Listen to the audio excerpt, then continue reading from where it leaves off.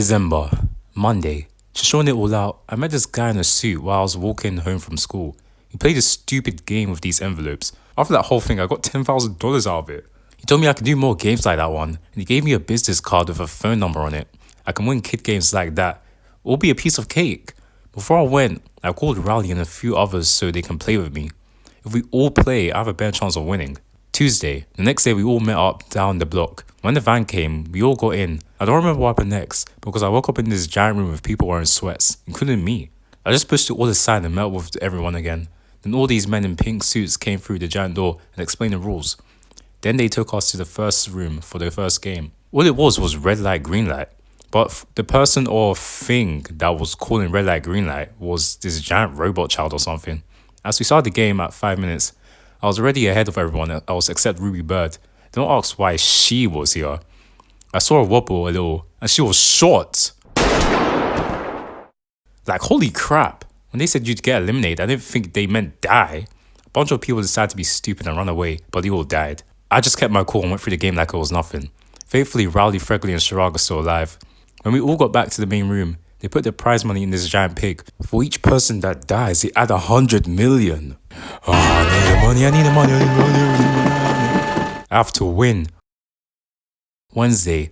The next day, I met with Rowley and the gang and explained how we are all going to have to work together if we're going to win this. When we all were led into the next room, the guards told us that we had to pick from 4 shapes: a circle, triangle, star, and an umbrella. I told the gang that we should all pick something different because we didn't know what the next game was going to be. Fregley chose triangle, Shirag chose circle, Rowley chose umbrella, and I chose star. I chose star because that is what I'm going to be when I win. As you saw in the last drawing, the guards gave us cookies with the shapes we chose. Then they said we need to cut them out with a needle. We're screwed. We only had 10 minutes and it didn't help that a guard had a gun to my head. Not to mention, Fregley picked triangle and he passed in no time. Here, I passed you guys. See you later.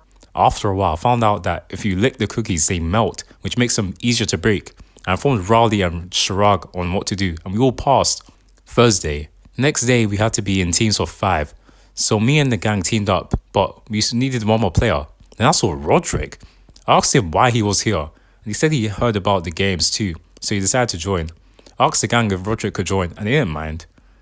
Anyways, we headed to the next game, and it was basically tug of war, but like 1,000 feet in the air. If you lose, you fall to your death. Our team went first, and luckily we won because Roderick basically carried the whole team.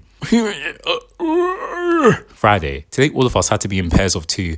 I immediately chose Roderick because after I saw what he was made out of yesterday, I needed to be his partner.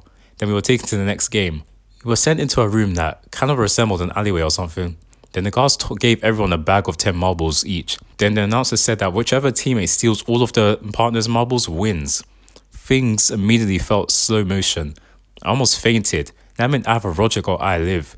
I opened my mouth as I was about to say something to Roderick, but he grabbed my hand and placed his bag of marbles on it. I asked him why, and he said he doesn't have a chance at becoming a professional drummer. I was speechless. Roderick told me to make my dreams come true. Then he punched the guard. The guard shot me in the blink of an eye. They made me leave the room. That was the last time I ever saw my brother. Next thing you know, I'm back in the normal room. After a while, Fregley came in, and a little later, Rowley did too. Shirag never came back. Shirag was my partner, Greg. Saturday, we have 2 games left. They were obviously going to make the games harder, which is bad because I've already been messed up from what happened the other day. For the next game, the guards brought us to a white room with 10 numbered vests.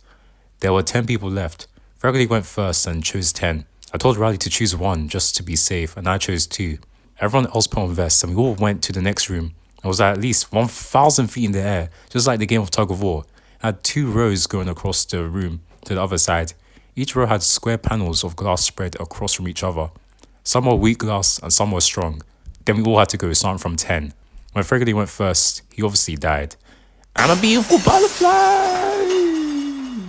Unfortunately, maybe fortunately, everyone else who went died. The only people left was me and Rowley. Luckily, I had an idea. I just spread my arms and legs across and crawled to the other side. Rowley caught on and did the same.